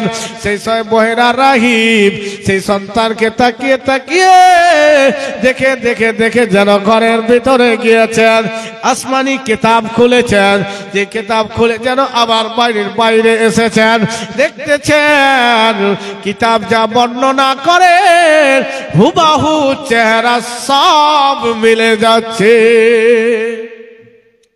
ভাইজান বন্ধুগণের আমার, সেই আলিম যেন তাওরাত জাবুর ইনজিল আসমানি কিতাবের আলিম যেন কাফেলাকে যেন বললে তোমরা এখানে আরাম করতেছ। নবী করিম সাল্লাল্লাহু তাআলা আলাইহি ওয়াসাল্লামের ব্যাপারে জানতে চাইলেন, এই ছেলের নাম কি? নাম জানতে পারলেন। বলে বাবার নাম কি? আব্দুল্লাহ। বলে হ্যাঁ বাবার নাম আব্দুল্লাহ। এর বংশের নাম কি? কুরাইশ বংশ। বলে হ্যাঁ এর বংশের নাম কুরাইশ বংশ। বন্ধুগণের আমার, বহিরা রাহিব আসমানি কিতাবে যে মতো পড়েছিলেন সব কিছু মিলিয়ে নিয়ে যেন ঘরের ভিতরে চলে গেলেন। বাড়িতে গিয়ে তার দাসকে বলছে, ও আমার দাস শোনো শোনো, আজকে যতগুলো মানুষ আরাম করতেছে সবাইকে তুমি দাওয়াত করে দিয়েছ। তখন তার দাস বলছে, ব্যাপারটা কি, আমার মালিক কোনোদিন তো কাউকে একটু কিছু খাওয়ায় না, আর এতগুলো লোককে আজকে বলছে দাওয়াত করো। তো বলে, জিজ্ঞাসা করছে, ঠিকই বলছেন না আপনি মজাক করছেন? বলে, তুমি কি মনে করছো, যাও যে সবাইকে দাওয়াত করে দাও। তখন এই দাসের কিন্তু বিশ্বাস হয় না। সে আলিম মানে খুব হিসাবী ছিলেন, অপচয় কোথাও খরচ করতেন না এবং যাকে তাকে খাওয়ারও খাওয়াতেন না। এর আগে অনেক কাফেলা ওখানে থেকেছে, আরাম করেছে, কাউকে কোনোদিন দাওয়াত করেনি। আজকে ব্যাপারটা কিন্তু বিশ্বাস হয় না, ভাবছে হয়তো আমার সঙ্গে হয়তো মজাক করছে। সে আলিমের স্ত্রীকে বলছেন, সাহেবা মালিক এই মতো দাওয়াত করতে বলছে, আমার তো বিশ্বাস হয় না। তখন সেই বহিরা রাহিব শুনে নিয়েছে, বলে, এখনো তুমি আমাকে বিশ্বাস করো, যাও দাওয়াত করো। সে দাওয়াত তো করেছে কেন? আল্লাহর নবীর জন্য। জোরে বলেন সুবহানাল্লাহ। আল্লাহর কোরআন বলছেন, ওয়ামা আরসালনাকা ইল্লা রাহমাতাল লিল আলামিন, নবী আমি আপনাকে সমগ্র জাহানের জন্য দয়া মায়া করে প্রেরণ করেছি। জোরে বলেন সুবহানাল্লাহ। নবী দুনিয়াতে এসেছেন, আল্লাহর রহমত বর্ষিত হতে শুরু করেছেন। নবী যেখানে থেকেছেন সেখানে দয়া মায়া বর্ষিত হতে শুরু করেছে। বেরাদার, তো নবীর ওসিলায় সবার দাওয়াত হয়ে গেল। এবার আসুন, এবার সমস্ত কাফেলাকে দাওয়াত করেছে। আব্দুল মুত্তালিব সমস্ত লোককে বলল যে তোমাদের দাওয়াত করেছে, আমি তোমাদের সবারই দাওয়াত কবুল করেছি, তাই রাহিবের বাড়িতে খেতে হবে। আমার আপনার নবীকে আবু তালিব বলছেন, বেটা তোমার বাটি দাও, যেটা তোমার মা তোমাকে খাওয়ার বেঁধে দিয়েছিল, সে বাটি দাও, তুমি এখানে থাকো, বাটিতে করে তোমার জন্য আমি খাবার নিয়ে চলে আসবো, তোমাকে যেতে হবে না। বন্ধুগণের আমার, সমস্ত মানুষকে সঙ্গে করে জনাব আবু তালিব যেন বহিরা রাহিবের বাড়িতে গিয়েছেন। একের পর এক সবাই যেন ঢুকতেছেন, বাড়ির ভিতরে ঢুকতেছেন। বন্ধুগণের আমার, এদিকে বহিরা রাহিব তার সেই দাসকে বলেছিল, আমি কেন দাওয়াত করেছি, কেন সবাইকে খাবারের দাওয়াত করেছি তোমাকে দেখাবো। তাদের কাফেলাতে একটা সন্তান এমনই রয়েছে যাকে দেখবে তো খাওয়া দাওয়া ভুলে যাবে। বন্ধুগণের আমার, সেই জন্য সবাই জন্য একের পর এক ভিতরে ঢুকতেছেন। সেই দাসও দাঁড়িয়ে রয়েছেন, সেই আলিমও দাঁড়িয়ে রয়েছেন। সেই সন্তান তো নাই, আর কেউ বাকি নাই। বন্ধুগণের আমার, সেই আলিমের মন খারাপ হয়ে গিয়েছে। ব্যাপারটা কি? সেই দাস বলছেন, মালিক বলেন বলেন কাকে আপনি দেখাবেন? বলে, ব্যাপারটা কি, এখনো সেই সন্তান কেন আসেনি? জনাবে আবু তালিবকে বলতেছে, ও আবু তালিব বলো বলো তো, আমি তো সবাইকে দাওয়াত করেছি, এখনো কি কোনো লোক আসা বাকি রয়েছে নাকি? আবু তালিব বলতেছেন, না, আর কোনো মানুষ বাকি নাই, আর কেউ বাকি নাই। সেই সময় সে আলিম বলতেছেন, না, আরো কেউ বাকি রয়েছে। জনাবে আবু তালিব বলছেন, আলিম সাহেব আমার ভাতিজা মোহাম্মদ কে আমি নিয়ে আসিনি, তার বাটি সঙ্গে করে নিয়ে এসেছি, তার জন্য খাবার আমি নিয়ে চলে যাব। তখন সে আলিম বলছে, মনে মনে বলছে, যার জন্য আমি তোমাদেরকে দাওয়াত করেছি তাকে রেখে এসেছে, খাবার দেওয়া যাবে না। বলে, আবু তালিব ঠিক আছে, খাবার নিয়ে যাবে, তোমার সেই ভাতিজাকে ডেকে নাও। ভাতিজাকে ডেকে নাও। ডাকা হলো এবং দেখালো, তো সেই দাস তাকিয়ে আছে চেহারার দিকে। জোরে বলেন সুবহানাল্লাহ। এবং বলছেন, আবু তালিব যদি তুমি কিছু মনে না করো তাহলে তোমার ভাতিজা মোহাম্মদকে একটু ঘরের ভিতর নিয়ে একটু আমি কিছু জিজ্ঞাসা করব, কিছু দেখব, কিছু কথা বলবো। আবু তালিব বলেছিলেন, না, যা জিজ্ঞাসা করার, যা দেখার তুমি আমার সামনে দেখো, পার্সোনাল দেখতে দেওয়া হবে না। বলে না। তখন আবার নবী বলছেন, চাচা গো, যখন বলছে তো একটু সময় দেন। যখন সে বলছে, ইচ্ছা জাগিয়েছে আর সেই কারণে দাওয়াত করেছে, একটু সুযোগ করে দেন, কি বলবে আমি ঘর থেকে শুনে চলে আসি। বন্ধুগণের আমার, হযরতে রাসূল পাক সাল্লাল্লাহু তাআলা আলাইহি ওয়াসাল্লাম যেন ঘরের ভিতরে গিয়েছেন, সেই আলিম যেন ঘরের ভিতরে রয়েছেন, সে কোনো কথা বলে না, শুধু যেন চক্কর লাগাচ্ছেন। জোরে বলেন সুবহানাল্লাহ। নবী আমার বলতেছেন, আলিম সাহেব আপনি কথা বলার জন্য ঘরের ভিতরে নিয়ে এসেছেন। ও আলিম সাহেব, আপনি কথা বলার জন্য ঘরের ভিতরে নিয়ে এসেছেন, বলেন আপনার কি কথা রয়েছেন, তাড়াতাড়ি করে আপনি কথা বলুন। কেন আপনি চতুর্দিকে ঘুরতেছেন, কেন আপনি চতুর্দিকে ঘুরতেছেন? বন্ধুগণের আমার, সেই আলিম তো তাওরাত জাবুর ইনজিল কিতাবের জ্ঞানী ছিল, আসমানি কিতাবের জ্ঞান তার কাছে ছিল। নবীকে ঘুরে ঘুরে ঘুরে ঘুরে দেখে সব কিছু মিলিয়ে নিয়েছে। তার মনে বড় তামান্না রয়েছে, তার মনে বড় আশা রয়েছে, নবীর পিঠে মোহরে নবুয়াত রয়েছে, সেই মোহরে নবুয়াতের চুমো খেয়ে নেব। সে প্রকাশ করতে পারে না, সে প্রকাশে বলতে পারে না, এবং করতেছেন। আল্লাহর নবী সাল্লাল্লাহু তাআলা আলাইহি ওয়াসাল্লাম বললেন, আলিম সাহেব, ও বহিরা রাহিব শুনেন, আপনার মনে যেটা আছে সেটা আপনি সম্পূর্ণ পুরো করলেন। কাছে আসুন, আরে কাছে আসুন, কাছে আসুন। আস্তে আস্তে করে কাছে আসলেন এবং নবীর মোহরের নবুয়াতকে চুমো খেয়ে নিলেন। নবী তার মনের কথাকে জেনে বলেন, রাহিব এসো, তোমার যেটা মনে চাইছে সেটা তুমি তাড়াতাড়ি করো, আমার চাচা বাইরে অপেক্ষা করছি। তার নবীর পিঠে মোহরে নবুয়াত, সেটাকে খালি করে সে চুমো দিলেন। জোরে বলেন সুবহানাল্লাহ। ইয়া রাসূলুল্লাহ, ইয়া হাবিবাল্লাহ, গো নবী, আপনি যখন ইসলামের প্রচার করবেন সেই সময় আমি থাকবো না। যদি আমি থাকতাম, আশা দেখেন, আকাঙ্ক্ষা দেখেন, যদি আমি থাকতাম তাহলে আপনার সঙ্গ আমি সব থেকে বেশি দিতাম। তাই আপনার উম্মতের খাতার লিস্টে আমাকে শামিল করে নিয়ে নবীকে।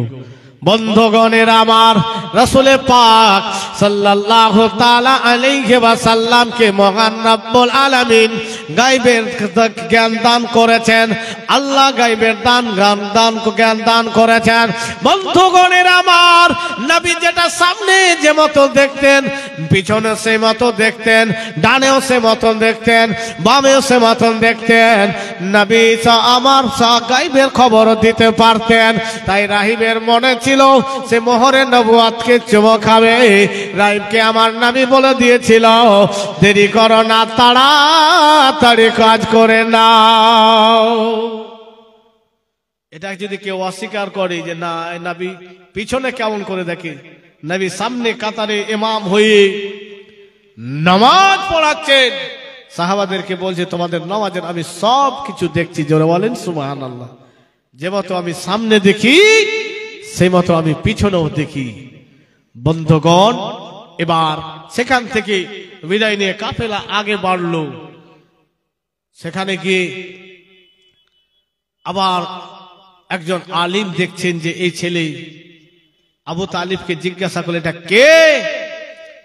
বলে, এটা আমার ভাতিজা মুহাম্মদ, বাপ হারা রয়েছে, দাদুকে হারিয়ে রয়েছে। বলে, আবু তালিব একটা কথা বলবো। বলে, বলো। বলে, এখানে নিয়ে তাকে দেরি করো না, যদি ইহুদিরা জানতে পারে তার জানের দুশ্মন হয়ে যাবে। তাই আবু তালিব তাড়াতাড়ি করে তুমি মক্কায় চলে যাও। বন্ধুগণের আমার, হযরতে রাসূল পাক সাল্লাল্লাহু তাআলা আলাইহি ওয়াসাল্লামের চাচার সঙ্গে ব্যবসাতে গিয়েছিলেন, ব্যবসার জ্ঞান অর্জন করেছিলেন, ব্যবসার অভিজ্ঞতা অর্জন করে নিয়েছিলেন। বন্ধুগণের আমার, আল্লাহর নবী চলাতে বলাতে গ্রামের মানুষ, আশেপাশের মানুষ, দোস্ত দুশমন বন্ধু সবাই যেন মুগ্ধ হয়েছিল। নবীর কথাবার্তাতে সবাই মুগ্ধ হয়েছিল। আপন পর সবাই নবীকে সত্যবাদী বলতেছিল। এক কথায় মক্কার সবাই নবীকে সত্যবাদী বলতো।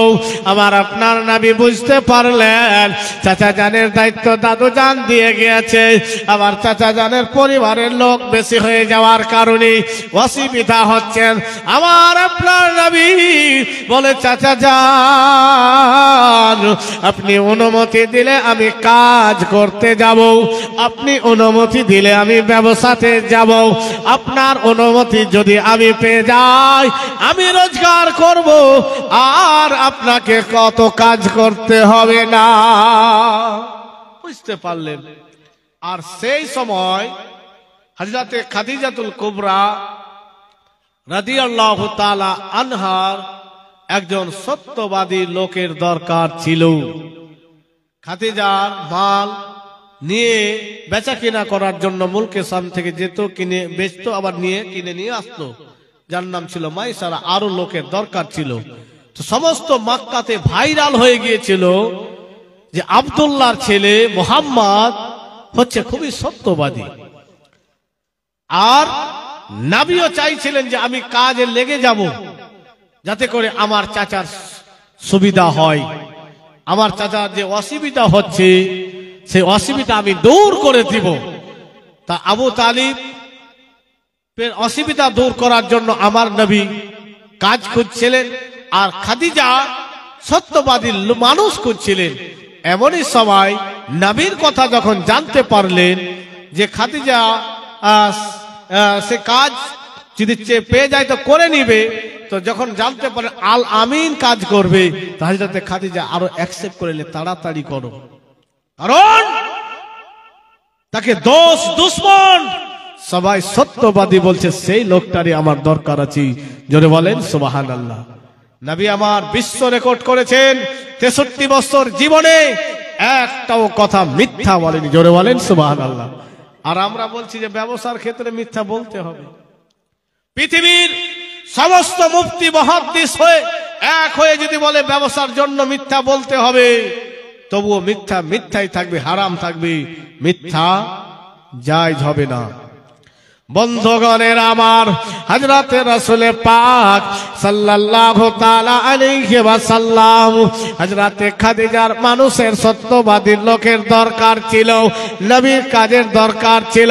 বন্ধুগণের আমার, চাচা জানের অসুবিধা দূর করার জন্য আবার আপনার নবী খাদিজাতুল কুবরা রাদিয়াল্লাহু তাআলা আনহার মালকে নিয়ে মাইসারার সঙ্গে মুলকে শামের দিকে রওনা হলো। বন্ধুগণের আমার, হযরতে রাসূল পাক সাল্লাল্লাহু তাআলা আলাইহি ওয়াসাল্লাম যেন খাদিজার মাল নিয়ে মুলকে শামের দিকে রওনা হয়েছে। সমস্ত রাস্তায় অনেক ঘটনা ঘটেছে, মাইসারা যেন সেটা লক্ষ্য করেছেন। বন্ধুগণ, ওখানে মাল বেচে দেওয়ার পরে মাল কিনে নিয়ে মক্কার দিকে রওনা হয়েছেন। হযরতে খাদিজা তুল কুবরা রাদিয়াল্লাহু তাআলা আনহা যেন দূর থেকে দেখতেছেন আমার দাস মাইসারা আসতেছেন, আল আমিন যেন ফিরে আসতেছেন। উঁচু একটি জায়গা থেকে হযরতে খাদিজা দেখতেছেন। কি দেখতেছেন? নবীর মাথার উপরে যেন মেঘে ছায়া করে রয়েছে, আর মাইসারার শরীরে রোদ আর আল আমিনের মাথায় ছায়া। হযরতে খাদিজা আরো দেখতেছেন যে গাছের সাইড দিয়ে যাচ্ছেন নবী, তো গাছগুলো যেন কাত হয়ে নবীর মাথায় যেন বাতাস করতেছেন। বন্ধুগণ,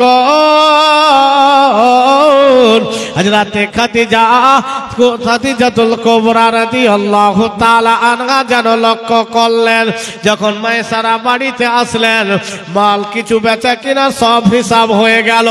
দেখতেছেন অন্যান্য বারের চেয়ে এবার অনেক বেশি লাভ হয়েছে, এবং লাভের টাকা পয়সা সব হিসাব করে আল আমিনকে দিয়ে যেন হযরতে রাসূল পাক চাচা জানের হাতে টাকা এসে দিয়ে দিয়েছেন।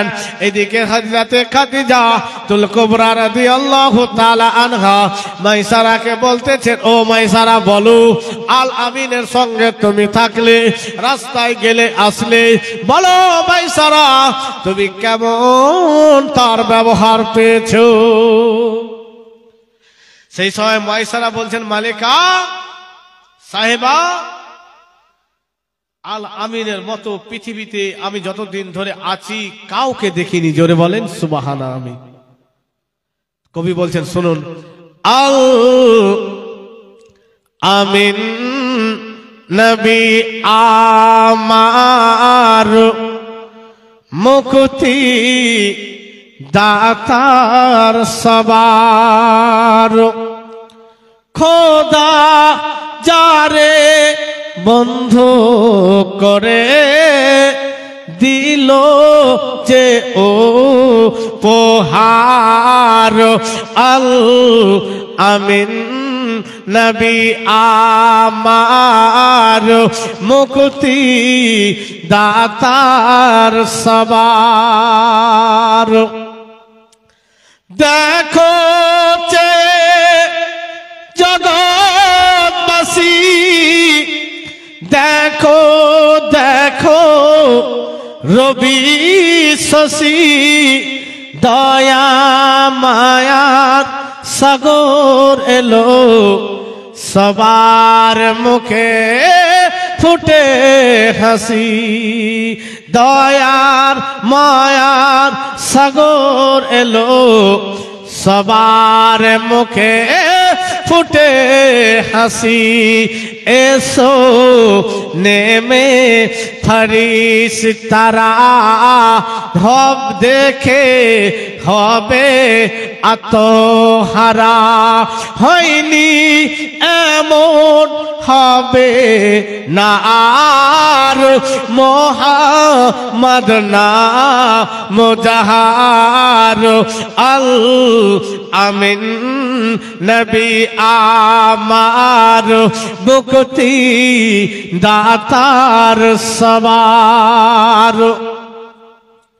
পথের ধারে বাধা ছিল বাবলা এক বনের হরিণ, সেই পথ দিয়ে যেতেছিলেন আমার প্রিয় নবী করিম। পথের ধারে বাধা ছিল অবলা এক বনের হরিণ, সেই পথ দিয়ে যেতেছিলেন আমার প্রিয় নবী করিম। ডেকে বলেন নবীজিকে ছেড়ে দাও গো আজ আমাকে। ডেকে বলেন নবীজিকে ছেড়ে দাও গো আজ আমাকে। হয়নি এমন হবে না আর, মুহাম্মদ নাম যাহার, আল আমিন নবী আমার মুক্তি দাতার সবার। খোদা যারে বন্ধু করে দিল যে ও উপহার, আল আমিন নবী আমার। নবী যখন ছেড়ে দিল শিকারি এক, তখন এলো বলে বিনা হুকুমে আমার হরিণ কেন ছাড়া পেল। দয়ার রাসূল বলেন তারে যত খন্না আসে ফিরে বেঁধে রাখো তুমি আমায়, এই আবেদন করি তোমায়। আল আমিন নবী আমার মুক্তি দাতার সবার, দুধ পিলায়ে ফিরল হরিণ যেথায় ছিলেন নবীজি জমির। দেখে শিকারি লুটিয়ে পড়ে কলমা পড়ে বারে বারে। এমন রাসূল পাব কোথায়, কাকর পাথর যাহার সাক্ষ্য দেয়। পিঠে মোহরের নবুয়াত নিয়ে বোরাক চেপে মেরাজ যাবে। কাঁদিবে কে এমন আরশ ধরে উম্মতের তরে এ মহাসারে। আইয়ুব আলী হইল ধন্য উম্মত হয়ে তাহার। আল আমিন নবী আমার মুক্তি দাতার সবার। খোদা যারে বন্ধু করে দিল যে ও উপহার। আল আমিন নবী আমার। তো হযরতে খাদিজা বলছেন মাইসারা বলো আল আমিন এর ব্যবহার বলো, আর কিছু দেখেছো, কিছু লক্ষ্য করেছো?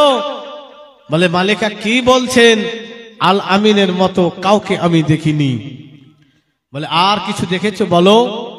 বলে আপনি কি দেখেছেন বলেন। সেই সময় হযরতে খাদিজা বর্ণনা করছেন। মাইসারা শুনো, হযরতে খাদিজা বলতেছেন মাইসারা আমি লক্ষ্য করেছি দূর থেকে তোমরা ছিলে, আমি উঁচু একটি জায়গায় ছিলাম। আমি তোমাকে দেখতে পাওয়ার পরে আমি লক্ষ্য করেছি তোমরা মরুভূমির বালির ওপরে চলতেছো, কোনো গাছ নাই, ফাঁকা জায়গায়, খালি জায়গায়। তারপরে আকাশের মেঘ এসে আল আমিনের মাথায় ছায়া করতেছে। যখন আস্তে আস্তে করে আরো যখন কাছে এসেছ দেখতেছি গাছের পাশে যখন তোমরা ছিলে দেখেছি, লক্ষ্য করেছি গাছ যেন ঝুঁকে গিয়ে আল আমিনের মাথার উপরে চলে এসেছে। মাইসারা আমি নিজে এই মতো দেখেছি। সেই সময় খাদিজার সেই দাস যেন রাস্তায় যা কিছু দেখেছেন, যা হয়েছে সব কিছু খুলে বর্ণনা করে দিলেন। ও মালিকা সাহেবা শুনেন, মুহাম্মদ সাল্লাল্লাহু তাআলা আলাইহি ওয়াসাল্লামকে নিয়ে রাস্তায় চলতে চলতে অনেক মানুষের দাওয়াত খেয়েছি, যে দেখতে সেই মুগ্ধ হয়ে যাচ্ছে। এবং একজন আলিম এর মতো বলেছে এটাই হবে শেষ জামানার নবী। হযরতে খাদিজা জানতে পারলেন, শুনতে পেলেন। আর অন্য বারের থেকে এবার লাভও বেশি হয়েছে, সময় কম। তো খাদিজা শুনেছিলেন যে সত্যবাদী, সত্যি সত্যবাদী না, আল্লাহ এত চেহারা এত রূপ দান করেছিলেন যে দেখতো সেই ফিদা। জোরে বলেন সুবহানাল্লাহ। তো কবি বলছেন শুনুন, আর আগে আমি পারছি না, যেহেতু আপনারা কয়েক রাত ধরে শুনছেন আর আমার একটু অবস্থা খারাপ আছে, যে আমি কয়েকদিন ধরে কন্টিনিউ জালসা করে যাচ্ছি।